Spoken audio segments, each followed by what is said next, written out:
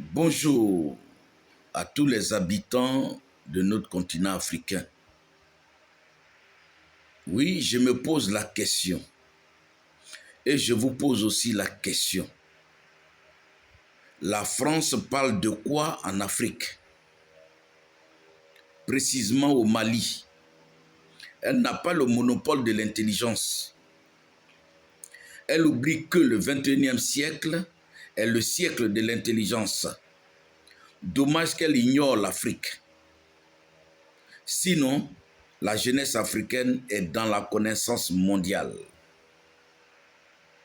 Qu'elle sache que c'est le réveil des intelligences de l'ombre. La manigance de la France têtue, c'est-à-dire l'autorité politique actuelle, n'est pas à la hauteur de ce grand siècle déterminant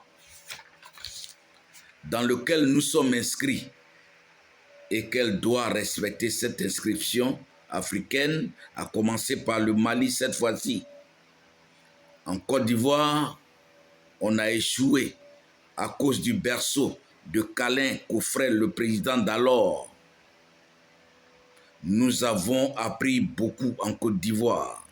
Dans les années à venir, le politique français sera face à une insoumission réclamant la liberté de jouir seul, et que si la France veut jouir, qu'elle respecte ce bel Africain pétri de talent.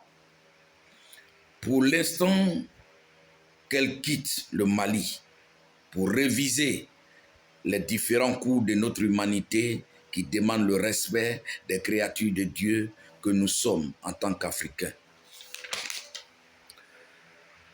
Président du Parti africain libre de Côte d'Ivoire, je recommande aux politiques français la méditation.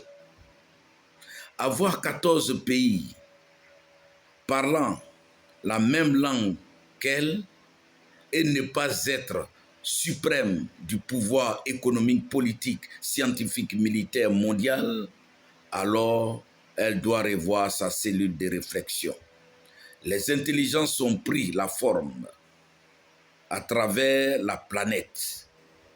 Aucune race n'est dupe. Je vous en prie, allez-y vous revoir. C'était le président du Parti africain libre de Côte d'Ivoire. Je vous remercie.